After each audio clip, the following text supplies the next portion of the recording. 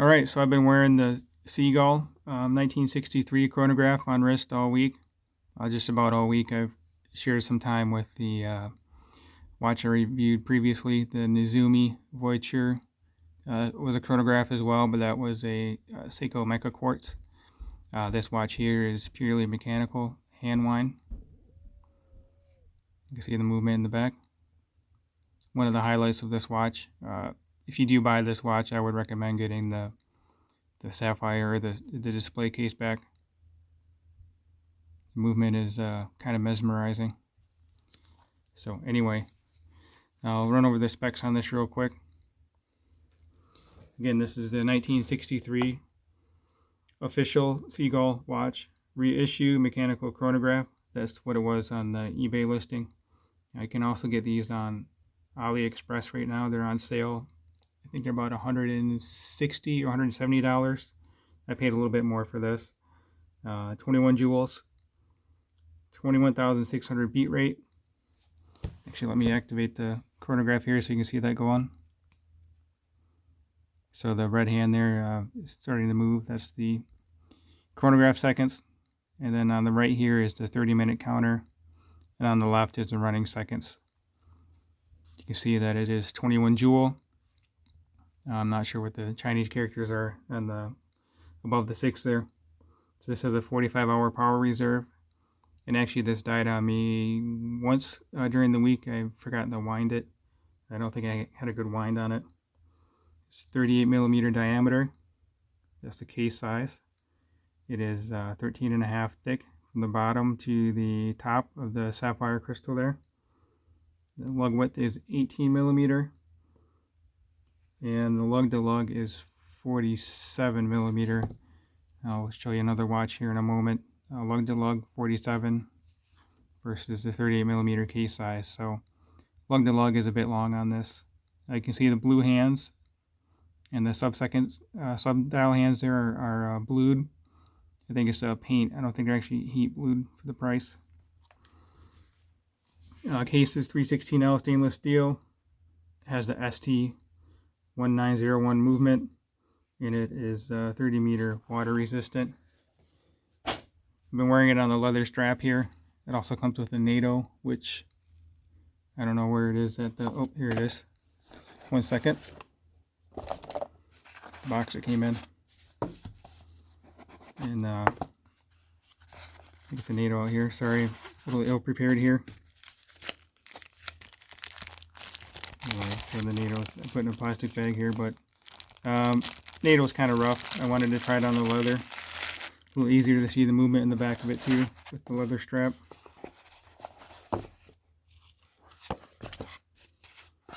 So, anyway, the leather is quick release. You see the quick release spring bars here. Made it nice and easy to put it on. It feels pretty nice.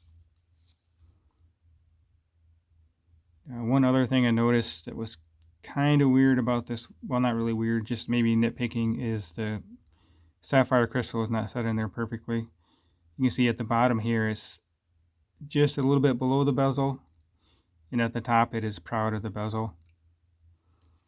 So if it was a dive watch, it may be concerned of it affecting the water resistance, but this thing here, I'm not getting anywhere near water.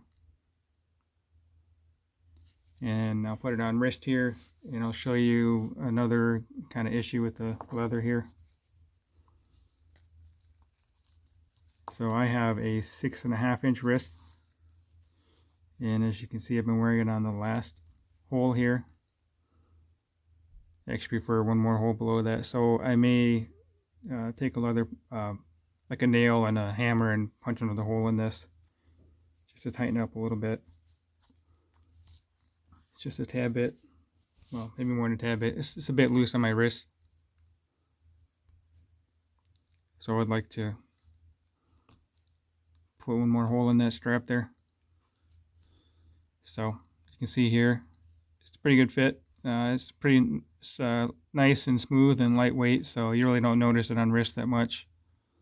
Zoom out here for a little better perspective. I'm trying a new background here, just a plain white cloth. think it'll help with focusing on what I'm trying to show here. So anyway, here it is on my 6.5 inch wrist. Nice looking watch.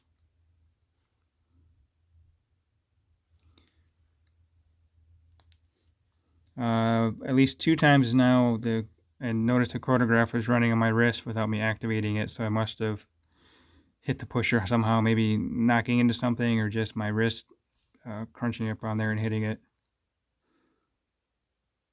I don't think it was my wrist. I must have bumped into it. So let me show another watch here and we'll close out the video.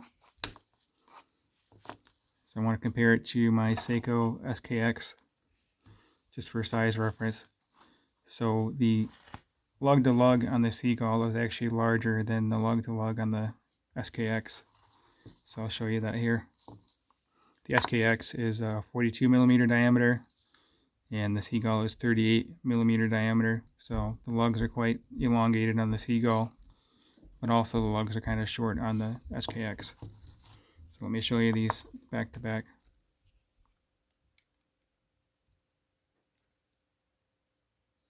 So you can see the Seagull is just a bit longer than the SKX.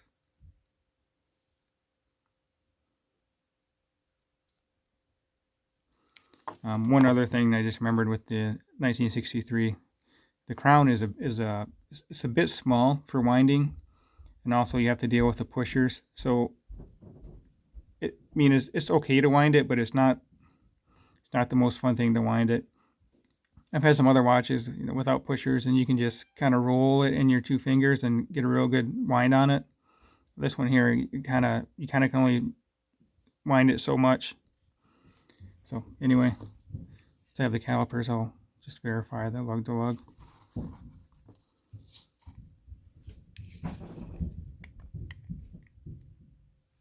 So we'll call that 46 and a half, I guess. The eBay listing I think said 47.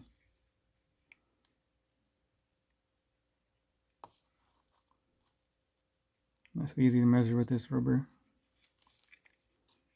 strap on here.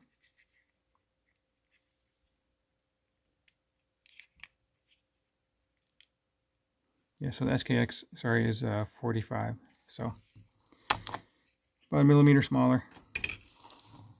So anyway, thanks for watching. If you have any questions, please post them below, or let me know what you think about the new background here.